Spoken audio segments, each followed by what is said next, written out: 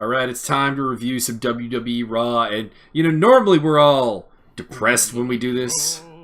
Yeah, we do like it raw. Normally, I'm kind of depressed when we do these because Raw usually is not too good. It's usually got some high points, but it's largely a slog. This was the exception. This was pretty good. I would agree, indeed. As we were just talking and saying that the in-ring stuff was but everything surrounding it was good by and large. So, I mean, I don't think there's really much reason to talk about the actual matches unless they had an actual impact on what was going outside the matches, which is kind of sad for a wrestling show. But other than that, I mean, we still got to talk about who won, but yeah, I don't. really don't. It doesn't matter. Looking at my notes here, there's very little in the way of we'll call it spot noting. Really, it's pretty minimal.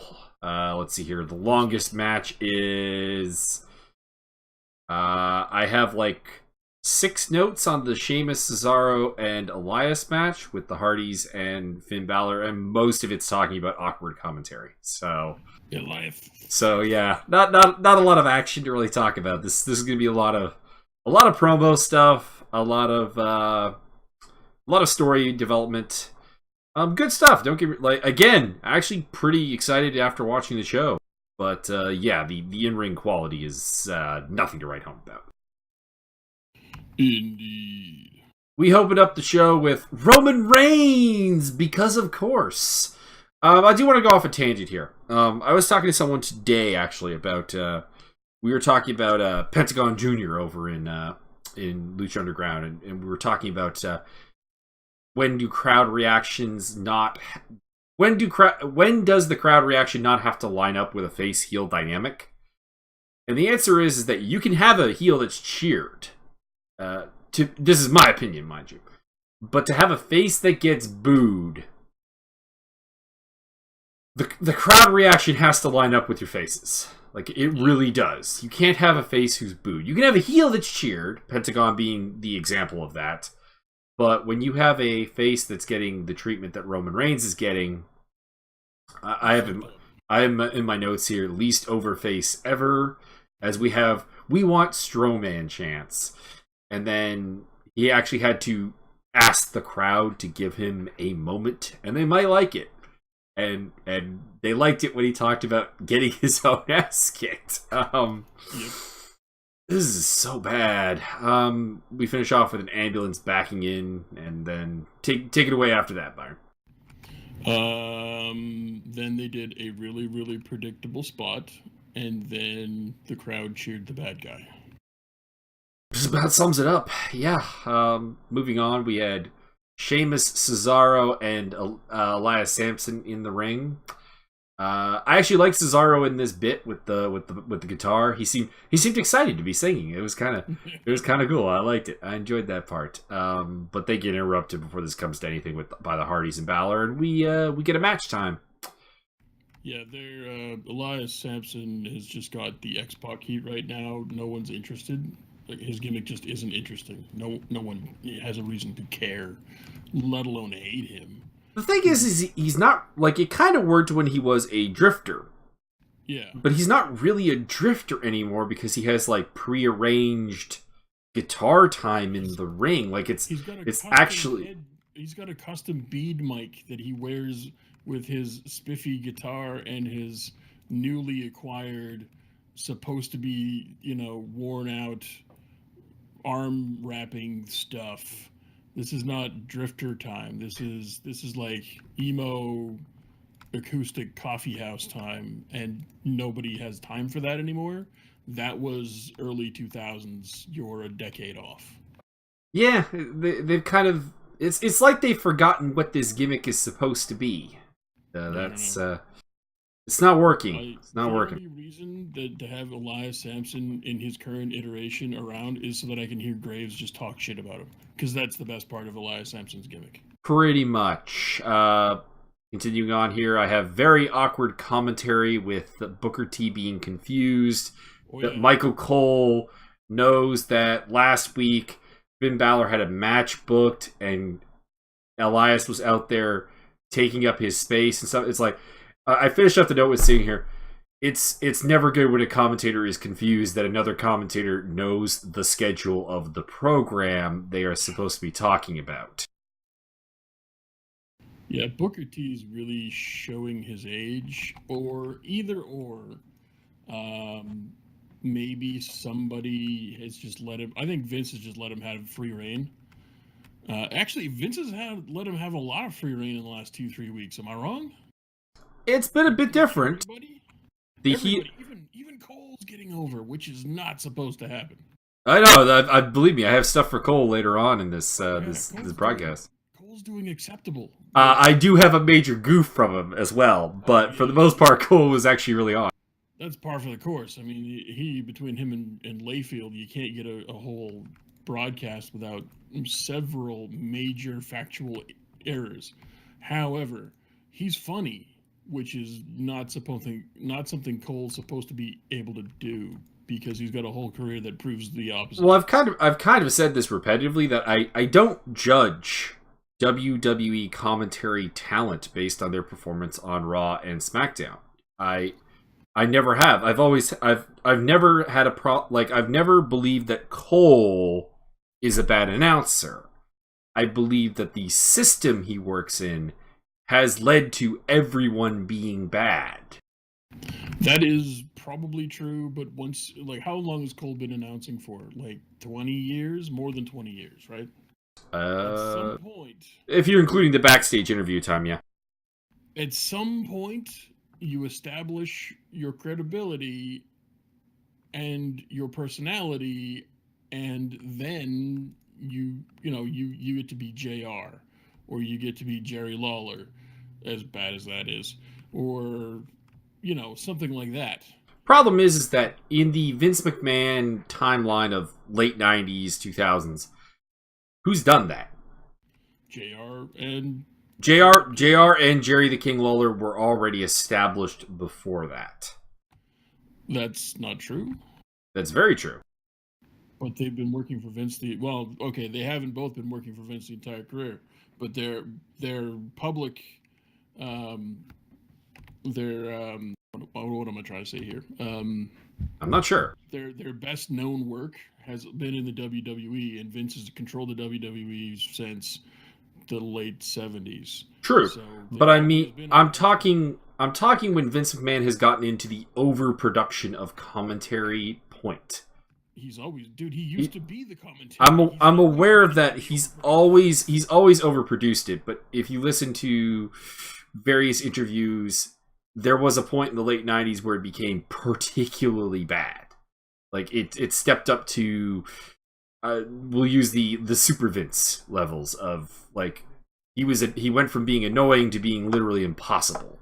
Like, you think of Josh Matthews, Matt Stryker, Todd Grisham, Jonathan Coachman coming through, on and on and on this list of everyone being absolutely terrible at commentary. So the question has to, at some point, become, have they literally just struck out this badly with selecting their talent? Yes. Or is the system broken? And the problem is we've seen some of these guys going, okay, Josh Matthews is terrible. His Impact commentary is god-awful. Please get him off there as soon as possible. He may be off there now. I actually don't know. I haven't been watching for the last couple of weeks. But Stryker, for example, does a perfectly acceptable job on Lucha Underground. A very good job. Todd Grisham has gone on to do some very good stuff, not in wrestling, but in other sports. And even Taz was much better when he went and did Impact with Mike Tenay, as opposed to his work with Michael Cole on SmackDown in WWE. So you have these guys leaving and doing, outside of Stryker, not great work, but acceptable work, whereas they were terrible in WWE. Yeah, I would also, posit the theory that perhaps given them, if they would have taken the same amount of time and stayed in the WWE, they probably would have reached the same levels of whatever they achieved. I mean, we'll never really know, and you might be wrong, right, and I might be wrong, but there's no way to know. That's kind of what I'm getting at, is there's not really any way to know how this goes. Like, I'm not a Cole fan. Nobody's a Cole fan. But in the last 2 weeks, it's been like an amazing. It was like I've been watching a butterfly come out of a cocoon, or listening to it anyway, which is not something I ever thought about saying out loud and connecting that. Anyway, based on Vince's ability to completely mishandle the talent that he overpays to get off the indie scene, I have to assume that he's equally bad at picking announcers. So, but he's picking good indie talent. He's just misusing them. It's not. So, but my question is that if he's trying to work with substandard material, like he's picking good talent off the indies and then misusing it.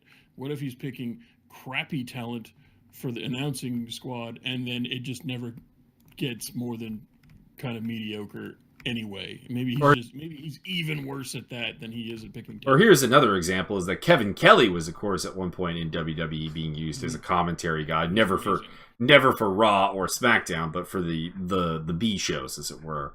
And he was terrible. And he's amazing now in New Japan and in ROH. I think some of it can just be chalked up to work environment, whether it's Vince in your ear all the time or just the work environment, as we've, kind of seen as of late. On a side note, have you heard that Morrow's coming back? I have heard that. So, I mean, there's to kind of hopefully bring a kind of a ramble to a close. I think it's just Vince. Yeah, it's kind of Vince in their ear all the time, but at some point, here's the thing. Everybody has this sort of two-way street with Morrow. It's A, you shouldn't have been picking on the guy because he's very publicly got mental health issues, or B, just fucking man up and tell him to fuck off. So if you're from column A and you're announcing for Vince and he's picking on you and shouldn't be, then I guess you got to leave. Or you can fucking man up and fucking tell him to fuck off. In which case you'll be fired.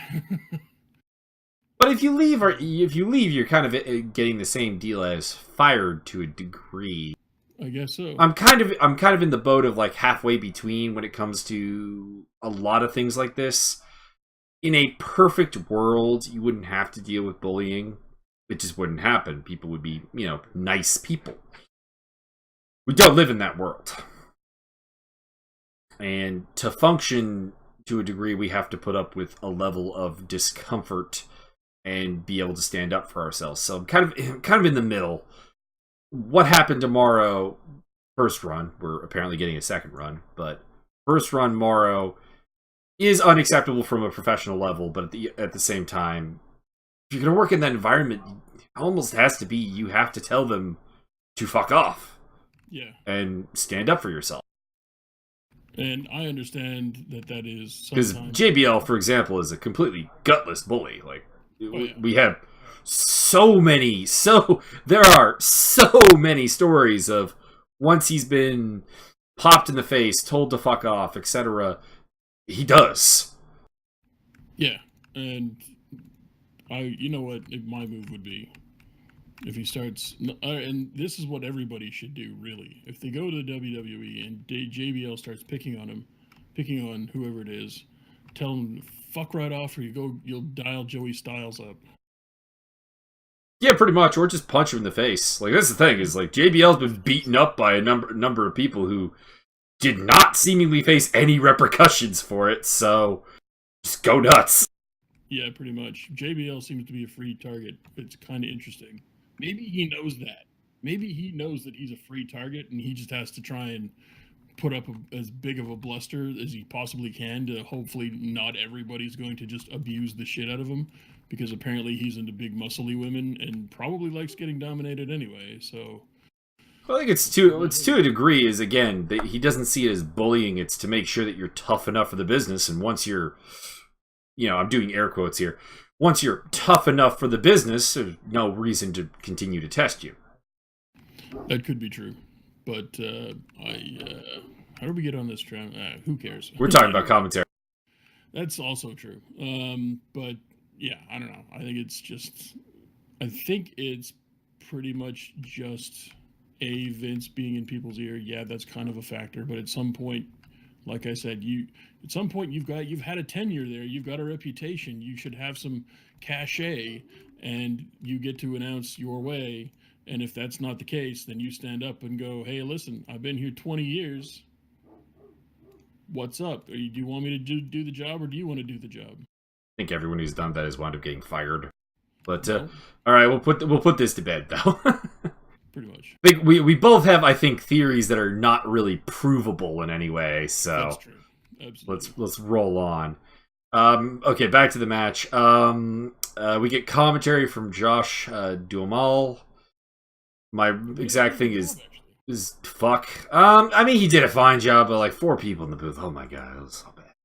Was it only 4? Seemed like 19. It seems like more. Balor got a hot tag, ran wild. Coup de grace and Cesaro for the win. I was a bit surprised that the faces won here because you had Sheamus's co-star in an upcoming WWE movie on commentary. I would have thought that Sheamus would have got the pin. Possibly true, but then again, it's a big schmozzle match. Therefore, Vince always has the champions lose. Doesn't matter if heel or face.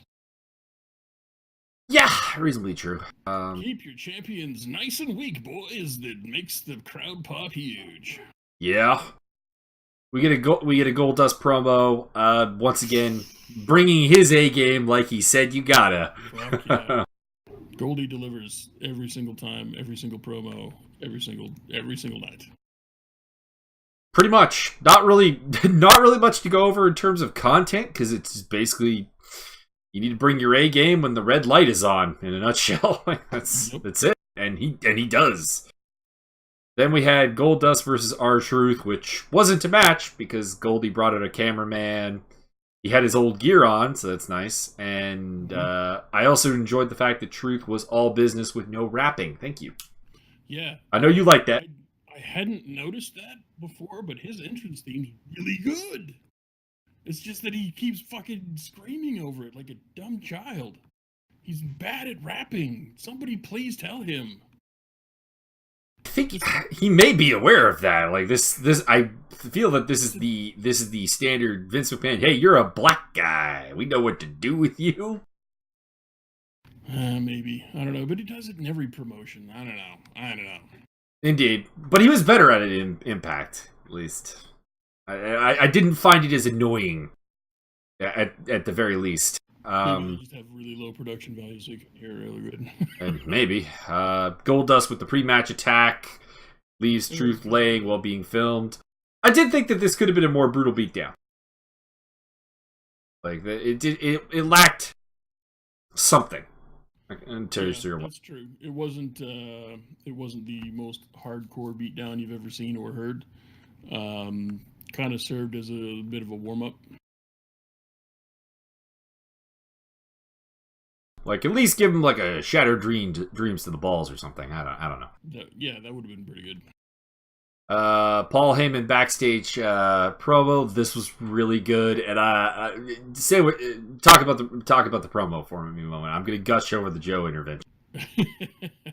Well, it's Heyman at his best. Heyman just he's got the vocal rhythms. He's got. I think he's done it actually is, and I'm probably wrong about this. Maybe he just does it naturally, but I've always given the impression that he studied something somewhere to make sure that what he's saying has the maximum impact, and it always does. So I don't know if that's a course you can take, but I'd recommend everybody taking it, and then we can all talk like Paul Heyman, and every conversation I'll ever have for the rest of my life will be awesome. And then Joe stepped in, and it was even better than it was happening before. That was really good. He was behind Heyman with the Coquina-esque position, and Heyman doing his stand. And he does it every time someone is threatening him with violence. I'm just an advocate. I'm just an advocate. It's like, I know you're just an advocate. I know you're just. It's okay. It's okay, Paul. No tears. Stroke him lovingly. No tears, only dreams. And Joe wants to fight Brock Lesnar. Oh God, this is so good. So good. it goes right back to that promo that they were having, and the crowd was chanting, "We want Brock, we want Brock," and he just, "So do I." It's fantastic. Bailey selecting her number for the gauntlet. Just throwing this out. What was that machine supposed to do? It's a bing, like a. Not like I know what it is, but I mean in this scenario because supposed to mix the balls up. Kurt Angle's role is like He working the crank, working the He was crank. working that crank. He liked working that Yeah. crank. See the look But on his face. the balls aren't actually moving Yeah, no. in it. It's just They used too large a ball in too small a space. And, exactly like there was no actual randomization going on there. The fucking physics, ref. Okay, all right. Let's get the bad stuff out of the way. We had Ms. TV with the Ball family. Lead us in. So I skipped 98% of this because I knew it was the Ball family. B, I knew it was Ms. TV. You can skip that shit all day. That's just that's what I would like to refer to as must pee TV. It's like, oh, bathroom break, got this, no problem. I got like 15, 20 minutes. This will ruin a whole show. I could take my time and wipe 17 times and make sure I got all of it. Yeah. So I didn't watch. I would skip 2 minutes, figure out there's still jaw jacking, skip 5 minutes, there's still jaw jacking, skip another 5 minutes. Dean's around and he's wearing the big ball hair t-shirt. Because they got something called Big Ball Hair Brand or something, and Big Baller brand. Yeah, Big Ball Hair Brand. And Tinnitus brand is way better than Big Ball Hair Brand. We're just gonna leave it at that. My boy Joey takes umbrage with this spot because, well, as everybody knows, the balls are awful. I don't have a problem with the kids. It's the dad. It's all about. The kids are largely blameless, other than the fact that, I don't know, one of them's college age, so he should actually be having an opinion and or an identity for himself. Yeah, but I assume he's basically a battered child. Yeah, that's entirely possible. But the only reason I even know who these people are is because the media hates them, rightfully so. Because the father just shoots his mouth off, and then he gets his own way, and the media pisses on itself like an incontinent poodle. Yeah, I don't really get it. There's this thought, I guess, that it's racism or something. No, it's not racism. It's just American fucking media. The exact same reason LeVar Ball has any notoriety whatsoever is the exact same reason why they elected Trump. Somebody just opened his mouth, yelled a lot. A lot of the media just pissed on themselves to try and publish anything they could because it's a slow fucking news day. And then he gets an interview on this station and an interview on that station, and he keeps running his mouth and making ridiculous claims. And people just kind of piss on themselves in fear that maybe they'll get fired if they don't have another story, and this guy's just talking, so we'll just run with it. And that's the only reason these people are known at all. I mean, the kid, I briefly stopped off at one point during one of the segments, and the 3 or 4 seconds I actually let the audio queue up. Miz was like, "Well, how many championships you won, kid?" And he's like, 3. I'm like, is that the truth? Has he actually won championships doing things? Not what you would call world championships. I don't fall into college basketball to know that if he's done really anything. Because high school shit don't count, kid. Not in the pros.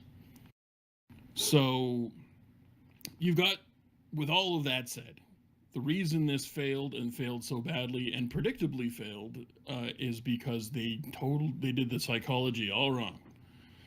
And it's real basic 101 psychology. You've got these loudmouth hillbilly types that nobody likes, and you have them go out and with the heel, and they're opposing the heel. So you've got a heel that nobody likes and a family nobody likes, and they're opposing each other. This is where heel on heel goes wrong, because you then have I keep forgetting the guy's name. Dean Ambrose. For the purposes of the rest of this feud, one of them's going to be Scruffy and the other one's going to be Fluffy. Okay, I can't be bothered to remember people's names when they're not interesting. So Scruffy comes out and he's wearing a big ball hair T-shirt, and suddenly Scruffy is the face is aligned with the heels in the ring, but not all of the heels, just some of the heels, and the crowd's left going, I don't understand what I'm supposed to be seeing here. And then it all falls apart. And then you have, did they have a mixed tag match after, or yeah, they had a tag match after. They had a 6-man tag match, yeah. Featuring people that weren't involved in the psychology of this. It didn't make a damn lick of sense. And I understand that LeVar Ball dropped the N-bomb like several times, because apparently he's also racist. So that's cool. Maybe you should vet these people before you put them on TV, Vincent. Yeah, just to wrap it up, Lonzo Ball played for UCLA during 2016 and 17 March Madness tournament. They did not win either of them. They were won by Villanova and North Carolina. So, yeah. So I don't know what 3 championships like he's basketball or high school maybe, which maybe he's jerked it the most doesn't in high school, and doesn't really count. You know what? Maybe he'll have a great career, but I feel like his father is going to cost him. I feel like at some point there are like quality teams are not going to want to deal with the distraction. No, he's on the Lakers. I think even the Lakers might get tired of it, to be honest. Like, yeah, I mean they. But like, could you see like LeBron James even putting up with this bullshit? No, LeBron James or Steph Curry even. LeBron James would take him in the back and beat the shit out of him, and Steph Curry would have somebody take him out back. Draymond Green. You might have Draymond Green kick him in the balls 17 times, because that's all Draymond Green's good for. Yeah, basically, just have him hold him down in the locker room and let Zaza Pachulia and Draymond Green just like keep PKing his balls. Yeah. Yeah. None of this works because it's not supposed to work. Like, who fucking thought of this? Did Vince roll out of bed at 3 p.m.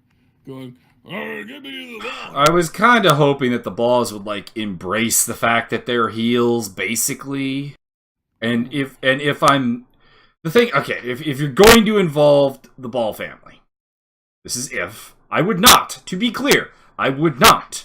But if someone said we're going to involve the Ball family, all right, they're heels. They're on the Miz's side. Yep. And if they don't like that, too bad. Then get the hell out of my show. It doesn't make any sense at all. In no world was this gonna work. Anyways, onwards to 6-man tag. Well, yeah, I didn't watch this. Just like I did not watch the Bailey "This Is Your Life" segment, and I'm of the opinion that this was probably worse than that. I watched the Bailey "This Is Your Life" segment because I had to know how bad it was. This I didn't even have to know how bad this was. Train wreck. Yeah. Train wreck. Anyways, Shockmaster of the Year award goes to this segment. Ambrose, Slater, Rhino versus Miz and the Mizarazzi or the Miztourage, whatever you want to call them. I have no problem with Bo Dallas and Curtis Axel not being involved in the lead up to this match because they're lackeys.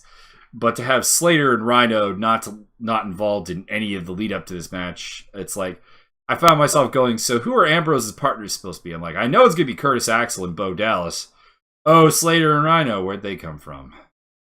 Yeah, it doesn't make any sense. I don't know what they were thinking. Hey, if you're gonna, I'm glad to see Slater and Rhino get a paycheck. I'm happy that they're getting and earning money. But Vince, please, you're running a wrestling outfit here. Just pull your shit together a little bit. So I got 3 spots to talk about. I like the Bulldog clothesline spot from Ambrose. It's a fun spot. It's pretty simple to do, and it's fun. That's about it. We get some Daniel Bryant talk on the commentary, which was really weird because they were going like really into his career being over as a wrestler. Mm-hmm. And then they started talking about him as GM, so I figured it was just a way for them to segue into talking about Money in the Bank for the ladies during this show, I guess. Weird. Really weird. I have a bit of, like, did you hear about what he said when Cody... So, spoiler alert, anybody who doesn't follow ROH, plug your ear holes. But Cody Rhodes won the ROH World title at Best in the World. So he being Daniel Bryanson, sent out a tweet all about how, hey, congratulations, holding the title for X number of days changed my life. If you're still holding the title in that amount of days, I might have to come after it. So I think what they're doing is trying to put in people's minds that he's not going to wrestle ever again, and hope that maybe that sinks into him as well. Or maybe they're putting it on TV so that he'll know about the fact that they know about what he thinks, or I don't know exactly, but I think it's tied in somehow. Passive aggressive bullshit. Gotcha. Pretty much Vince all over again. Passive aggressive or super aggressive, doesn't matter. He likes his aggression. Yep. Not really. Toothless aggression. Yeah, toothless aggression was the best kind of aggression. It was the best kind of aggression, although it was Chris Benoit. I don't care. I would still wear that t-shirt. Probably at home by myself. I do still wear that t-shirt at home sometimes. Nice. I can't wear it in public, but... Well, I mean, maybe. It was a good t-shirt. I'm sorry. It was a really good t-shirt. I popped huge when I saw him wearing it, too. When he came out that one I think it was one day on Raw, he came out wearing a toothless aggression. I'm like, yes! Get you some. I've got that one. And I don't wear that one, actually, because that's not my favorite one. But I do wear the Bone Break one, which is really good. Mr. Bone Break? No, it's just like, it's... I could pull it out, but it's the one that has a broken arm, like an X-rayed broken arm on the back.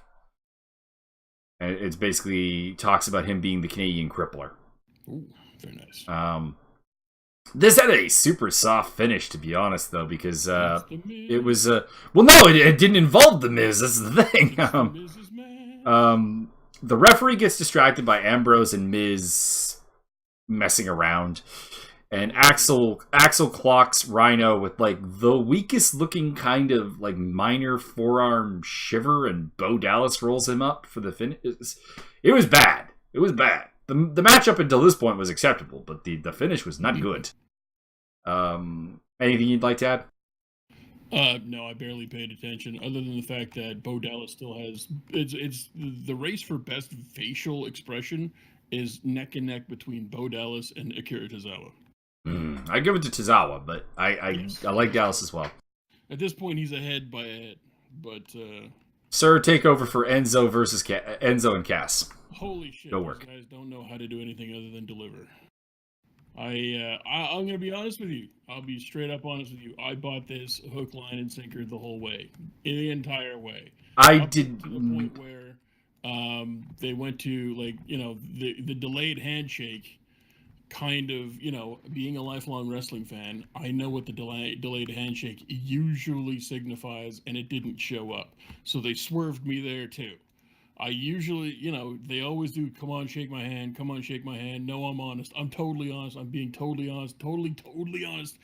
Totally honest, dude. And he shakes your hand, and then you fucking crush him. That's 99% of the time what happens. It didn't happen. So they swerved me again.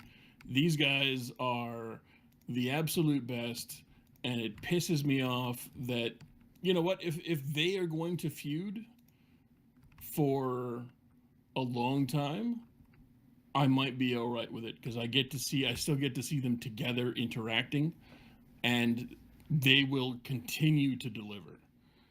But if this is just going to be a quick thing with a blow-off for no reason, and you've just broken up your only over tag team for other than Fashion Police, for, again, no reason, I don't count the New Day, because the New Day have the weird kid factor involved, and that doesn't, to me, that's not really over. That's just kind of being popular with the it's a weird line and it's arbitrary in my brain, and I'm probably wrong and I don't care. So fuck you. But I mean, Even including the New Day, though, one of your 3 most over tag teams. Exactly. Even if you're throwing that in. So do they even have a face tag team on Raw? Hardys. I guess for now, but they'll split them up as soon as they possibly can. Oh yeah, they'll do the broken storyline again, and it'll be not even good. So I mean, you did the heel turn with the Bar, which is easier to say than Shimaro, because they are the Bar. So I call them the Bar. So you did the heel turn with the Bar. You broke up Enzo and Cass. The Hardys are only going to be together long enough for Vince to strap the title on Jeff and then cut Matt because he won't let him do the broken gimmick. I swear that's coming. Yeah. So you got no tag team division on Raw now because you fucked up all the teams. And the hottest angle in your entire company is you breaking up one of the best tag teams. I don't understand. This is like, you know what this is? This is like rainforest slash and burn. So farmers are poor. Vince is low on ratings. He sends in, they go in, they chop a shitload of trees down, they slash it all to the ground, and they burn it all to fertilize the soil. The soil is good for 2 or 3 years, and then it's completely fucked, and they got to keep going and going and going and going and going. This is short-term bump, long-term suicide. I'm not as negative on it as you, because I like how this storyline could go. I really do. I absolutely see all of your points, but I do see it. They didn't have me buying this hook, line, and sinker, and it's not because of anything they did. No. I was a huge mark. I freely admit it. I was marked up. If I had any faith in Vince McMahon's WWE, I would have bought this hook, line, and sinker. It's because I have no faith in them that I did not. It was the only reason. So what happened? Enzo cuts a great promo, saying, "We're family. I forgive you." Basically, yeah. Cass comes out eventually after a very delay, shakes his hand. They walk up the walkway, all friendly. And Cass clotheslines him to complete what I'm calling his sociopath turn. Yeah. Not even heel turn. It's beyond heel turn. His sociopath turn. I will say that the press slam he hit Enzo with was sloppy. That was weirdly bad. Yeah, I have a theory that they're just so geeked up out there that this is so emotionally charged. All the promos they're cutting are amazing. They're so jacked up on emotion that I think he was just emotionally drained and probably didn't have the stuff together to do the thing right. I mean, if it was anybody else, luckily enough, Enzo's kind of small. But I think if he would have tried that shit on anybody else, it would not have, pardon the pun, flown. Indeed. I'm going to point, what makes this so good is that I think there's a lot of truth in this feud to a degree. At least with the Enzo character. I don't know about him as a person, but that was one of the great things about this promo is you have actual real human character development. He's like, you said a lot of shit that hurt, and a lot of that shit is true. And you don't get that kind of stuff from WWE promos ever. Very true. So very, very true. These guys are the best in the company. Period. And it's a shame that Vince has fucked them so hard and keeping them away from. I have to assume that he's kept them away from every title they were close to. So he and his company got to lay the blame somewhere. Might as well go to the top. Well, they always say that Vince has final say on stuff, and that means if you're going to give it credit, it goes to Vince. But if you're going to give criticism, it also goes to Vince. Yep. So I have to assume that Vince has kept this tag team away from any title. All they needed was one title run. You give them 2 months with a title, and there you've got like the New Age Outlaws times 5 in popularity. I know that you weren't around. You weren't old enough to watch that. You were way too young. I was old enough to see that. I'm 4.5 years old. I'm familiar with both Billy Gunn and Jesse James from before they were the New Age Outlaws. Even I remember the Smoking Guns. I remember the Roadie. I remember Rockabilly. Fantastic. Anyway, those guys were over like a house of fire, and the Enzo and Cass could have been that multiplied, but they apparently Vince decided to just job him out whenever he needed a job team, and then decided he's going to break him up, and now he's got the hottest angle in his company. I don't think he knows what the hell he's doing. I don't think they're going to give it nearly enough time. You were talking about how it could be long term or it could be a short term blow off. Knowing WWE right now, it's option B. Yeah, this will get like maybe to SummerSlam.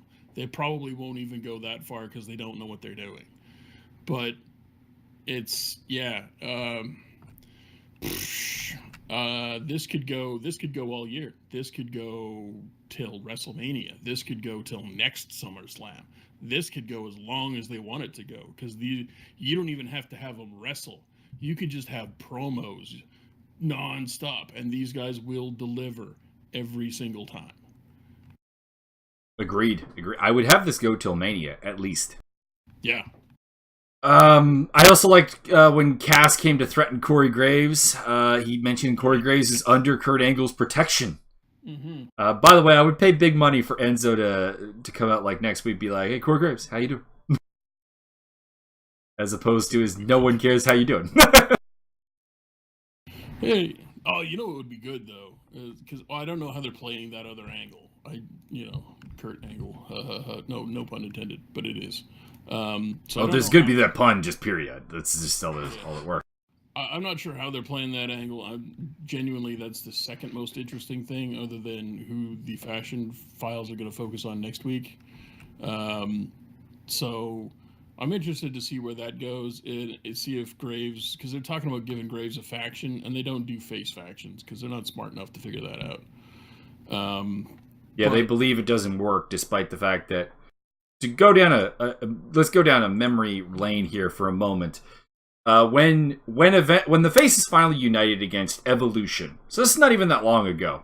It was Maven, Orton, Benoit, and Jericho. The pop was so big. Needless, never mind the fact that every single heel faction they've ever had, they eventually had to turn face because they were so popular they didn't know what to do. So, yeah. Anyway, depending on where this angle is going with Graves and Angle, I would actually like to see Graves and Enzo join forces. Can you imagine the verbal power behind that faction? Oh God, that would be amazing. It would be amazing. No one would survive. Nobody. Mm-hmm. Although I'm on the other side of the fence as well to see what they could do head to head, like freestyle against each other. That would be the best. Also, did you watch Ride Along? I did not. You should watch Ride Along. It's fucking funny. I intend to. It's Jericho and Owens. It's great. We got Nia Jax, Phillips, and Graves in a car together. Oh boy, that could be fun. It's amazing. They call Byron Saxton. No spoilers. Then we had Seth Rollins versus Kurt Hawkins. Squash match. Why did this happen? This was a squash match that no one really needed. They let Hawkins at least get a hot start, I guess. But I mean, yeah. I was so confused. I was watching it, and Greasy Edge comes out, and then suddenly Kurt Hawkins is there and saying things that don't make any real connective sense to. Yeah, none. Absolutely none. So, I'm so confused. Like, is this a match? Are they just talking? What's happening here? Yeah, this is weird. Rollins wins with the Rainmaker knee. Yeah, that thing's not working. Sorry. It did some things for me. The celebration was cut short by Bray Wyatt on the Titan tread, and this was good. This is so good. Yeah. This is good. Bray Wyatt, second greatest talker in the company right now. I could listen to him read a phone book. It's great because a lot of what he's saying makes sense too. Is I know people tune out and just kind of go with the weird bumbo jumbo whatever, but he is really talking about, frankly, that Seth Rollins' gimmick makes absolutely no sense. Yeah. The be your own man, but I'm on the front cover, and I've been using Triple H's finisher for like God knows how long, and like all these things that make no sense with this whole individualistic gimmick that he has. And Bray Wyatt is absolutely burying the gimmick, and I'm loving it. It's great. It took me until 2 or 3 weeks ago to figure out that Seth Rollins' gimmick was just Edge. That's all it is. So, I mean, congratulations, you're the new Edge. On a very real... Complete with sex scandal, actually, because, of course, he had the deal with the Nazi girlfriend, and Edge stole Lita from Matt Hardy. Yeah, also apparently waving his dick around on social media. Yep. Well done. This was... The match itself was... There's nothing bad about the match, but it served no purpose. Kurt Hawkins is pretty good in the ring. He's out there to carry people through just random spot matches that they need to be in to kind of... His stuff with Aleister Black, for example. Yeah. And what's his name? Finn Balor. Mm-hmm. I think he had that cool Star Factory thing going on where he'd have and Ty Dillinger, that's what it was. Also, Hawkins has this, his gimmick is so disjointed. He's written so poorly. I'm just wondering if we're in the early stages of something great coming together, because usually that's what happens in cases like this. Is it doesn't really make any sense. This is just a point. I'm not comparing Hawkins to Stone Cold, but early during Stone Cold's gimmick didn't really make any sense. They wanted him to be the ringmaster, which sucked, and he knew it sucked. And nothing was really clicking, and it was just Steve Austin with boots and trunks, and that was it. And then, boom, he got a nickname and identity. He got something that clicked. He had an attitude, and it all kind of went from there. Hawkins he's got the outfit. He's got the Pimp King. He is essentially the Yoshihashi of WWE. They need to just go all in on it. He's Yoshihashi. Yeah. Yoshi Hawkins. There you go. Dang, we're good. Anyway, he could be. I mean, he's not gonna ever be Stone Cold, but he might be the next Zack Ryder. Which would be ironic because they were both in the Edgeheads together. There you go. Honestly, at some point they should reunite that as a tag team because they were actually good, and Hawkins is actually better as a tag team wrestler than he is as a single. I think. He did some really good stuff on the independents as a tag team specialist, and in Impact Wrestling and Global Force Wrestling. So reuniting that at some point would be a good idea because Zack Ryder is such a dead property that they're gonna at some point break up him and Mojo, and Mojo's gonna get a push off of that. Yeah. And then you can go to putting Hawkins and Ryder back together and reforming the Edgeheads under a different name because the Edgehead moniker wouldn't make any sense. But they could be the Straight Edge Society. Oh, that's taken too. Then we got Dana Brooke and Mickie James drawing their numbers. Brock Lesnar arriving. Sasha Banks drawing her number. And then we get Heyman and Brock in the ring.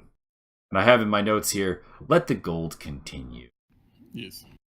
Heyman does a great job of pointing out the cheap shots that Joe landed and how that led to the swarm of security coming up, so to prevent the fight, in a nutshell.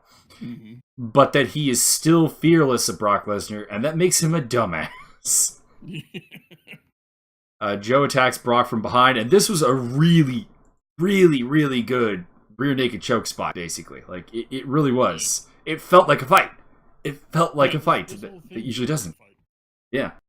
By the way, I would pay big money for a Brock Lesnar, Frank Mir, training package. Montage it. That would be interesting. We brought in the best submission heavyweight in UFC history to teach Brock Lesnar how to defend all of Joe's shit. And Frank Mir walks into frame. Hey, how you doing? I would mark out. I would mark out hard. I'm just saying. That would be awesome. But Brock doesn't quite go out. He can't escape. He like gets out of the choke, but can't get the separation, and then Joe would like find the choke again. Mm-hmm.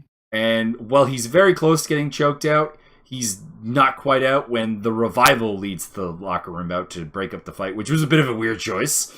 Yeah. And Brock actually looking a bit scared, stunningly like human, dare I say it. Yeah.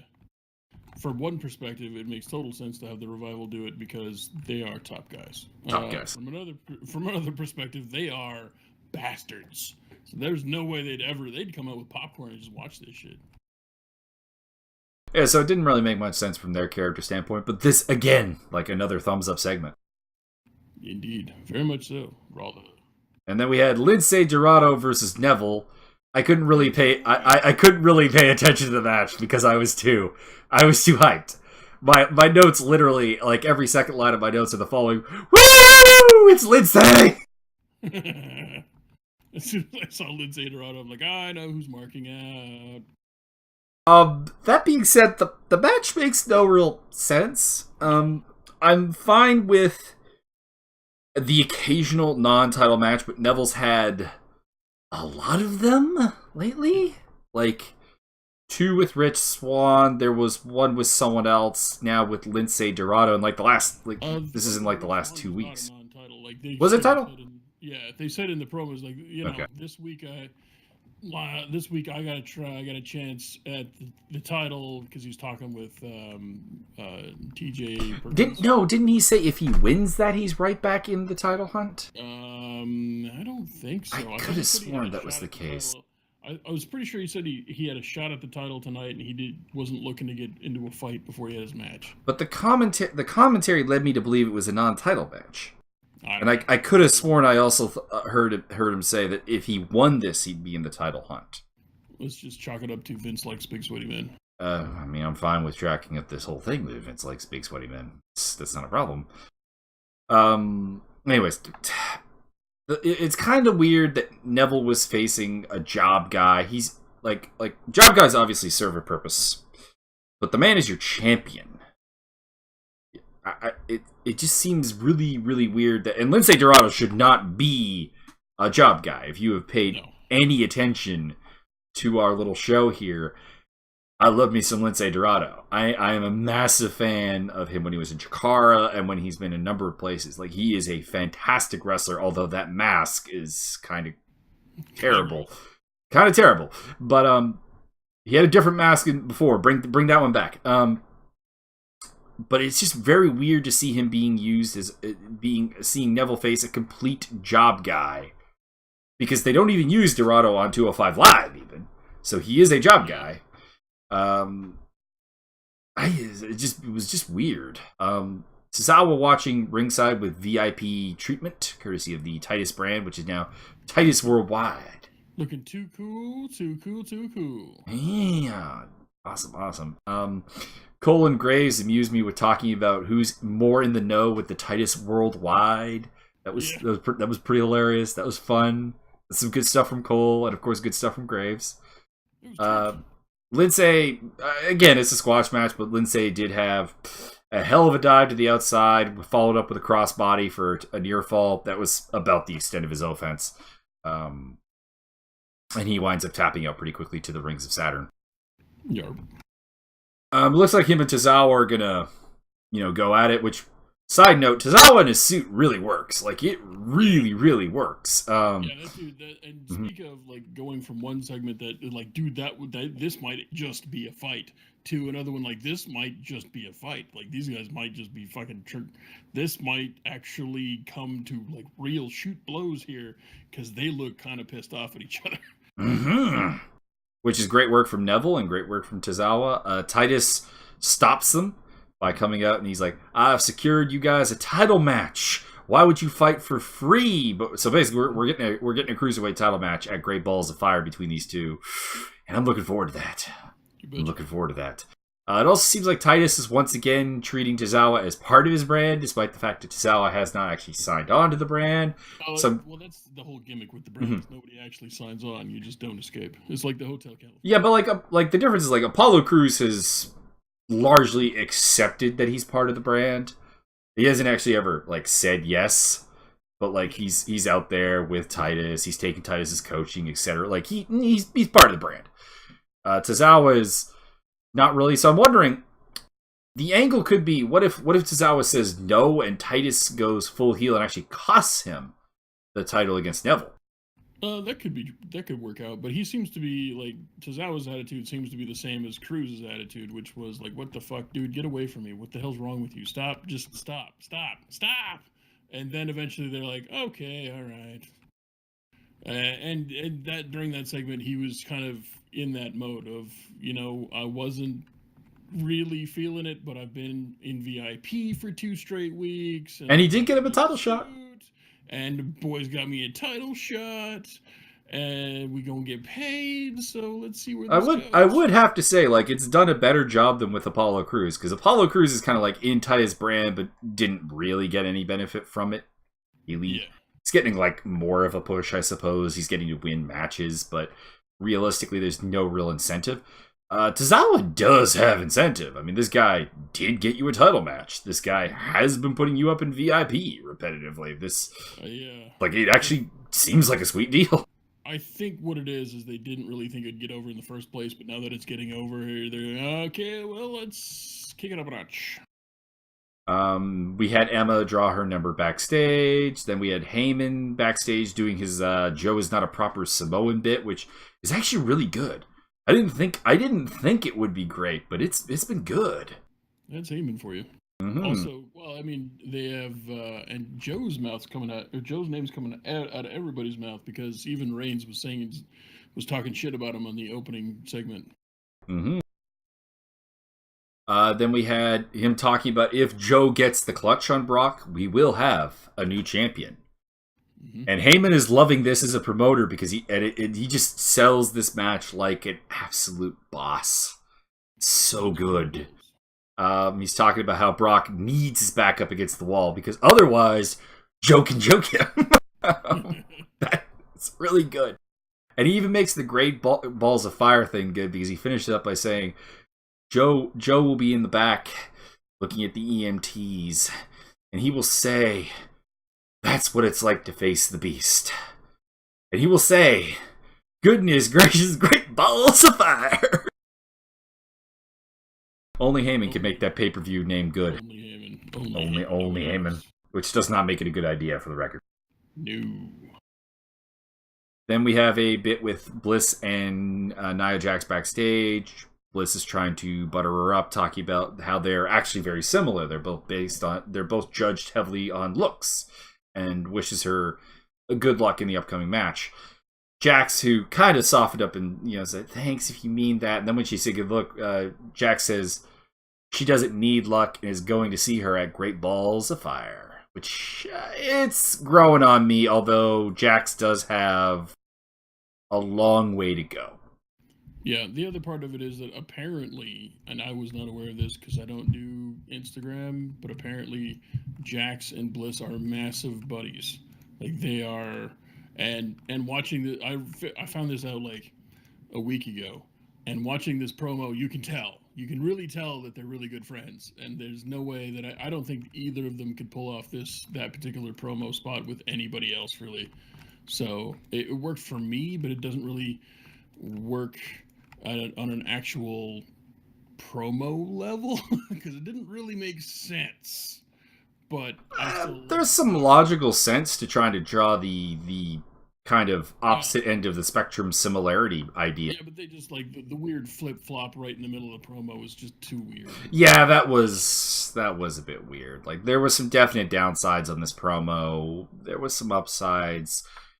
Graves was doing that too, though. I can't remember what match it was, but Graves was Graves is sort of one of those guys, just like Nigel McGuinness and just like Don Callis and Steve Corino, where they don't necessarily have to be the heel. They are Mhm. bad guys, and they're bad guys, but they don't But necessarily have to be the heel. they're But bad guys with a character. If the yeah, heel doesn't really align with them, they're not bad guys. yeah, but there was, I can't remember what match it was, but there was one this week where Graves was literally flip flopping every other line, and it was really weird. He's a bit weird. I like a logical heel, but yeah, some of his commentary this week a little too flip floppy for me. Exactly. But I definitely I've said this a number of times. I prefer the Graves heel style commentary because he's not mindlessly on the heel side. For example, he buries Elias Sampson the heel, Which is hilarious. which is great. It's the best part of Elias Sampson's matches, and you can see it with the Drew Gulak stuff on 205 Live, where he is calling Drew Gulak out on being a psycho, I guess in a nutshell. And you see it with a number of others, like when the heels dynamics don't line up, it's good. This was the problem with, like, for example, Heel Cole. Heel Cole was, I am all over every heel wrestler's nuts. Not for any real reason. They're just the heel. I'm all over the nuts. And Graves is much, much better. Or going back to our earlier discussion, is allowed to be better, potentially. I don't know. Who knows? We get to the gauntlet match. When this started, when this started, I kind of came to the realization that, man, they've overused the gauntlet lately. Yeah. They've done it for like a couple of tag team title shots and stuff on both brands. Yeah, since WrestleMania, I think they've used it about 4 times. Which is more than I think I've seen it used in a year before. They did the tag team #1 contenders, and then I can't remember what else they did, but they have used it like 3 or 4 times. Mm-hmm. This was just that's how Zack Ryder and Mojo Rawley got their title shot as well. Okay. All right. I mean, that was more of a over the top Royal type deal, but similar kind of concept. They've been doing this like a lot, where it's kind of like open season for a title shot, which I think to a degree devalues the title shot, although this match did a very good job of making it seem good. The following will be an Iron Man gauntlet match. I'll just quickly go through the first couple things. We started with Bayley and Nia Jax. They gave Bayley some offense, but eventually she got squashed, basically. And I don't mean like a squash match. I mean she literally got squashed. Yeah, I had initially, my first reaction was, what the fuck? Why are they jobbing? Well, okay, of course they're jobbing out Bayley. They're fucking morons. And then I thought to myself, wait, hold on a minute. Wait a minute. By having her go out first, this kind of protects Bayley from looking really dumb and weak, which is weird. Because unless you're going to have her win this is the best way to protect her. Exactly, and I didn't put 2 and 2 together until I'd actually thought about it for a couple of minutes. So initially I was not happy, and then I kind of figured it out. Because if you have her come in at like number 3 or 4, 3, what was it, like 3, 4, and 5 all just got like 30 seconds in the ring and crushed. Pretty much. I would say Dana Brooke got properly squashed. Mickie James had some offense, and then Emma had that. She started off being kind of the crafty heel and got a little bit of momentum before getting Samoan dropped for the 3. But yeah, Bayley got the most time of the first 4 girls in there with her. Mickie, like I said, got to land like a Mick kick, and that's like the highlight of it for her. Dana Brooke got nothing. She had that really good. Dana Brooke's coming along. Like it's been better. Yeah, her do the best work by not really exposing her too much. They're having her do brief spots like this, or just kind of intervention angles. They paired her up with Mickie James for a reason, and I think it's paying off. I don't know what the end result's going to be, but for now it's paying off. Then we get to Nia Jax, Sasha Banks, which is the end of this match. Really some sweet stuff here. Nia Jax catches Sasha Banks and looks like she's going to Samoan drop her on the outside. Yeah. But Banks manages to escape and then hit her double knee thing. Just first con though, tip, when you're talking about cardio or an Iron Man match or whatever, don't say it's just been it's been 25 minutes. Just don't mention the actual time because it takes away from it. There is some truth to that. However, if it was a big amount of time, it would. But like we've seen, like 25 minutes is it's a long match by all means. It's not that long. No, that's true. But the WWE match is typically like 8.5 seconds. So the half an hour is a big fucking deal. That's half Broadway. We're not too far removed from a women's like Iron Man match though. Like a proper one between Charlotte and Sasha Banks had one. Oh, right, last year. Nobody remembers that. They've done their best to totally bury that from happening. We do, though. So, that kind of... Like, it comes up later on when they talk about the 33 minutes in total this match went. It just reminds you of, to a degree, how buried the talent of the women's division has been for, like, years. I'm not talking about recently, but I'm talking about going back, that 33 minutes is considered a really, really, really long match. Like, they're trying to put it over as, like... Well, they're trying to put her over, because somebody of her size or build typically, Typically doesn't go that long. Fair enough. Bam Bigelow, notwithstanding, can't do matches like that. Like, you couldn't... You didn't see guys like... Trying to come up with a fact. Vader. I don't remember Vader going half an hour frequently, although I'm sure he could. He did a couple of times, but if you want a better example, you got The Godfather, King Mabel. Yeah. There's no way that Viscera ever had more than a 10-minute match. That's just not happening. Or maybe a tag match, but that's about it. Yeah, exactly. So somebody perceived... Yokozuna even probably didn't generally go that long.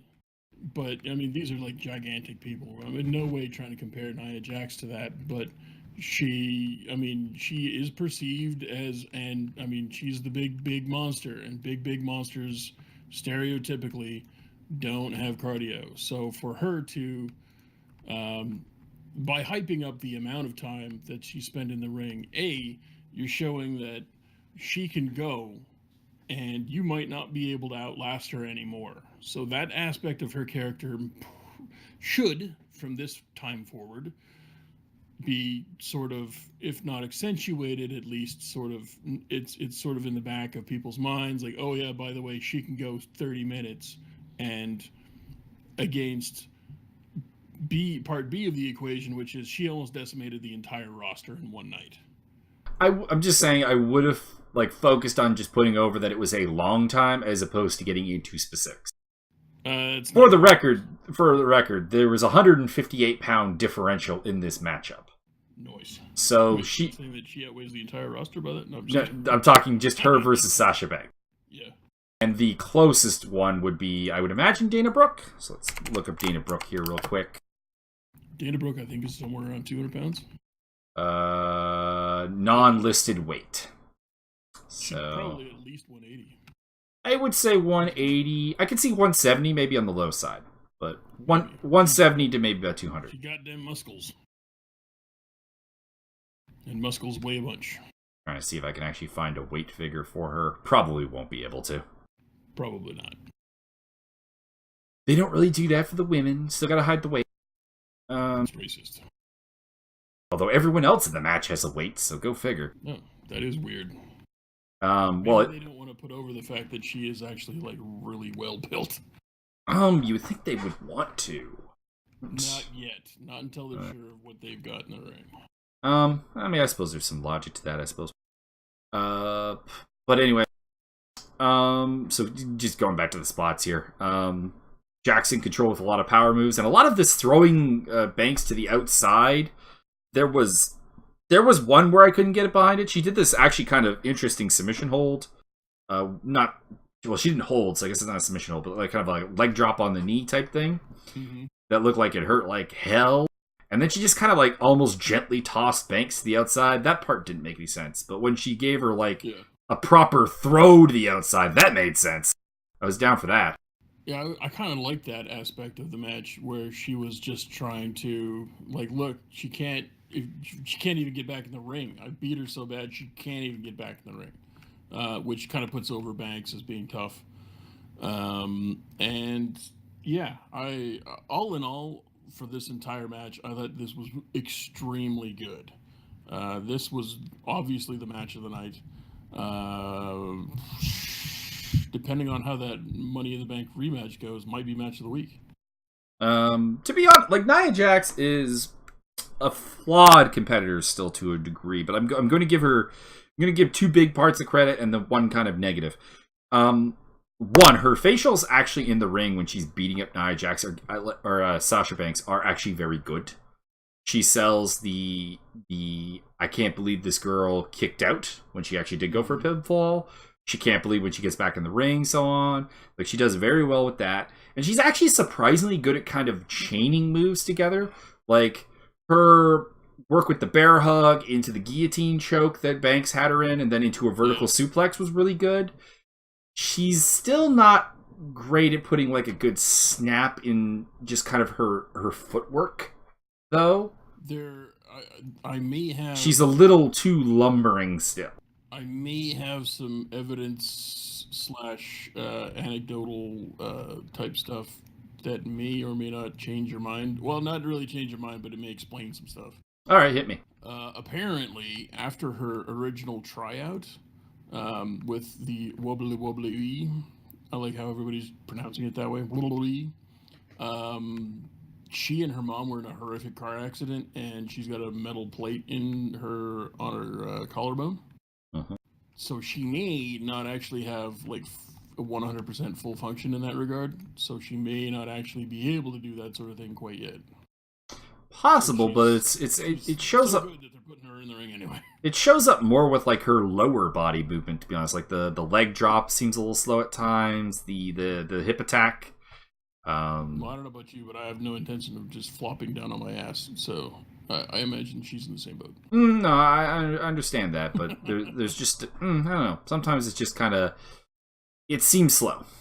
Yeah. And to a degree, you can get away with that by being as big as she is. Like we talked about, like 100.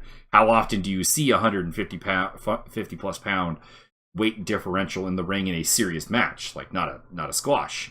Yeah. Not a local talent. But I don't know. It's a little quicker. But the rest of this was fantastic. I liked the various different bank statement combinations that they went for in the standing department. Some of them came off a little bit crappy, but you know what? If you don't try it, you don't know. So I'm happy to sit through that. And eventually, she forces Banks forces Jax to tap out, and she will be the #1 contender at Great Balls of Fire. Correct. Also, I really enjoyed the taunting with the belt after. Yes. Bliss decides that she needs to. Well, for one thing, they interrupt the whole thing for Angle to come down and raise Nia Banks. No, I mean Sasha Banks. Sasha Jax. They're both virtually the same person. They're really not. Comes down to raise Sasha's hand, which I don't know is very kind of jarring to me. All of a sudden, here comes like Kurt Angle. Hooray! Yeah, that did take. It took a little shine off of it. So that was not cool. And then Alexa Bliss comes down, and we're like, oh god, here we. And you could even see the look on Sasha Banks' face, like fuck, whatever, what the hell. So I really wasn't feeling it for that, but when she knocked Bliss off the apron and grabbed her title, the only thing I would have done different is I would have dangled it over the top rope and then like, oh, you want your title? You want your title? Make her jump for it. That would have been funny. That would have been you know what? That could have been the end of the night. That would have been great. But other than that, yeah, it was good times. Yeah, no, fantastic. The match did what it's supposed to do. We've got Banks versus Bliss for the pay-per-view, which was always what they were clearly going for. Gives them some more time to kind of figure out, because I'm not sure they know what they want to do with Nia Jax yet. They know they want to do something, but I don't think they're clear on what it's going to be. Like if it's going to be a face, kind of super face, or a heel monster. They kind of seem to be trying to dip the toe in both pools of water, so to speak. Yeah, I think short term they should probably ever be heel, but long term I don't. I think she's got one of those personalities that she just can't stay heel. Yeah, she really seems like a very, very nice person, and that always makes it hard to be a heel.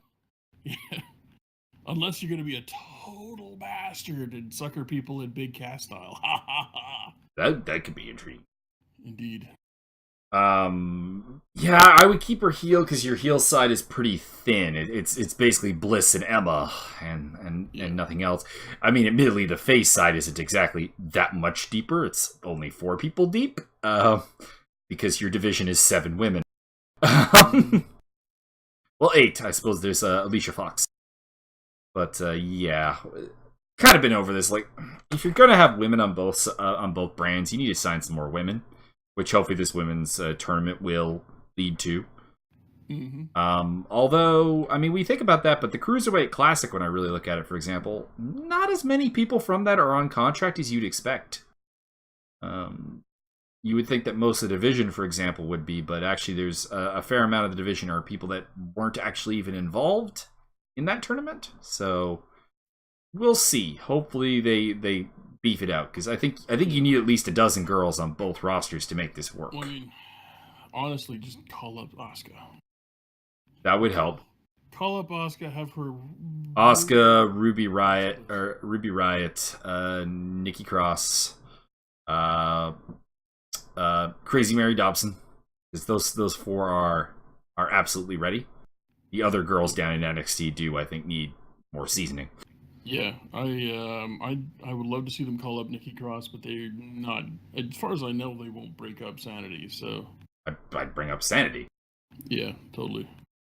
I'd like, because Eric Young doesn't need the seasoning. We've talked about this before. The idea that TNA Impact guys have to endure long periods of time down in NXT is a bit of a ridiculous joke. Like, they are comfortable on this stage. We talked about it most specifically with Bobby Roode, but Eric Young, the same things can apply. And Alexander Wolf, I don't honestly think is ever going to be something particularly great. I think he makes a good part of Sanity, but I don't think that there's a tremendous amount beyond that. And then Killian Dane knows how to wrestle better than most of the big men that they have on the roster. So the idea that he needs to stay down in NXT is also a bit of a joke. Also, that one-winged angel of his is just sloppy. I would tighten it up or get rid of it, dude. I'd just get rid of it. Yeah. Because, for one thing, like, WWE is never going to sell it the way New Japan does. So, what's the point? Indeed. In WWE, I'm not a fan of overly theatrical or just, like, highly technically difficult to pull off finishing maneuvers, because none of them are protected nearly enough. Like, the moves that are protected are, like, the pedigree, where it's like, okay, so I push your head down there into my crotch, and hook, and boom, which, you know, it's a relatively simple move. But if you get into, like, more diverse stuff, like the One-Winged Angel, for example, or if you want an example of something on the roster, the Styles Clash to a degree, which admittedly was getting kicked out, like, on the independent scene and stuff. This is not WWE only, but it almost makes the moves not really make any sense because of how intricate they are to make happen, only for them to get kicked out of anyways.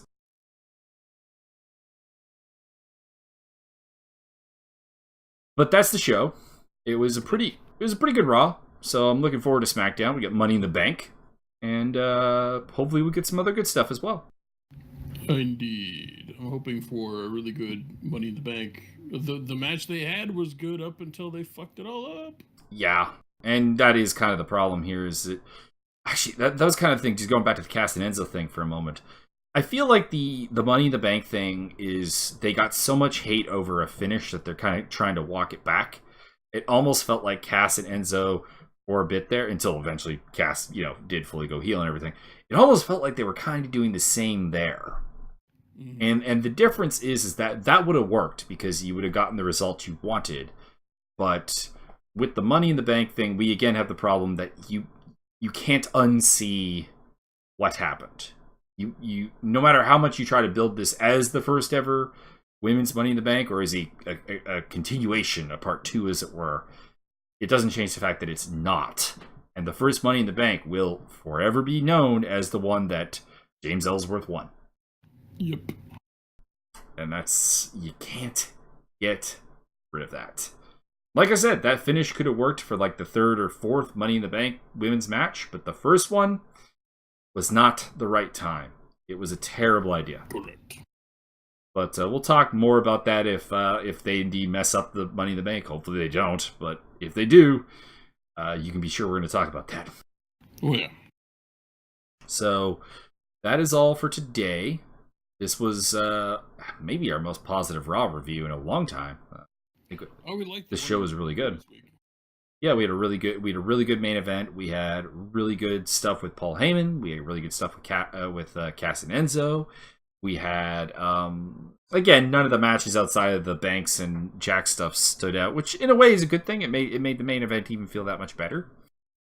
But yeah, outside of the Miz TV segment, this was all at least acceptable. I like where a lot of the feuds are going. Other than the fact that I know Bray Wyatt will lose his feud once again with Seth Rollins. Which doesn't make any sense, which is exactly why they're doing it. Mm-hmm. At some point, Bray needs to win a feud. Not that he can't eat a pin, because he's actually one of the heels who can eat pins, but he does need to, at some point, win a feud, because I can't remember the last time he did. Well, if they stop being complete retards, they could have the newest Undertaker on their hands, but they're complete retards, so they're not going to have a new Undertaker character ever. They don't... God damn it, just pick one person on your roster and protect their gimmick. That's all. I mean, they do that. Roman Reigns. It's a terrible gimmick. Yeah, it's still a gimmick.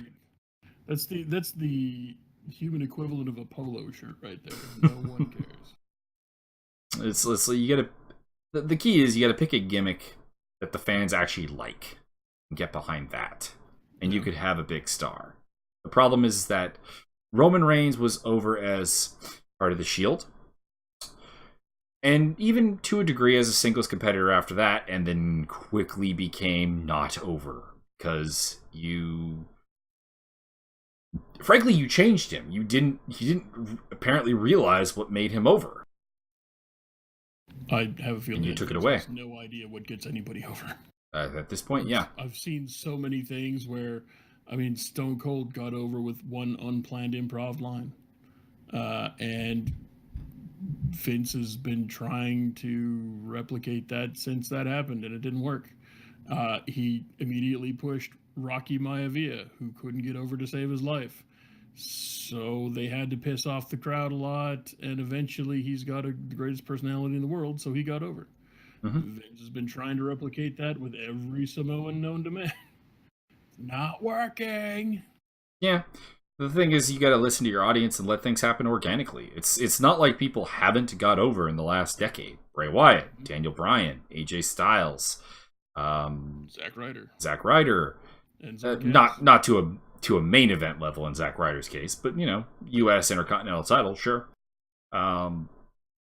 You have Enzo and Cass. To a degree, Sheamus and Cesaro is another product of that, and Cesaro for sure. And you refuse to listen to the crowd, and in fact claim the absolute opposite. Because I again go back to the Stone Cold Steve Austin podcast with Vince McMahon, where he's talking about Cesaro and talking about how Cesaro doesn't connect with the crowd, and that is the biggest load of bullshit ever. Yeah, I was gonna say the survey says that is not correct. Yeah, the crowd reaction says that is absolutely not the case. Anyways, that's all for tonight. We'll be back at you tomorrow with our SmackDown review, and then the day after that with 205 Live and NXT. Correct. And or Lucha Underground. There will be Lucha Underground at some point. It's just we don't really have a schedule on that. We're gonna recap the best of the Super Juniors, or not so much? Nah, not so much. Lame. Next time we do New Japan, you can talk about that, I guess. I don't know. Okay. But I don't think we'll do a show dedicated to it. You just don't like Kushida, I understand. This is a lie? I cannot emphasize how much of a lie this is. Neo is on record as saying Kushida possibly the worst wrestler of all time. Whoa. Also, he thinks the time bomb gimmick is kind of fruitcake. Not a fan. That's a lie. Why do you hurt me with these lies? It's entertaining. It's part of my new hook persona. I was trying to think if someone came to mind as like the worst wrestler ever, so that I could like say, "How dare you besmirch their name by calling Kushida the worst wrestler?" But it wasn't one name didn't come to mind. Well, think about that. I mean, Great Khali, but he was at least big. I mean, yeah, he's pretty bad. Think about it, and next episode we'll have an answer for you on that.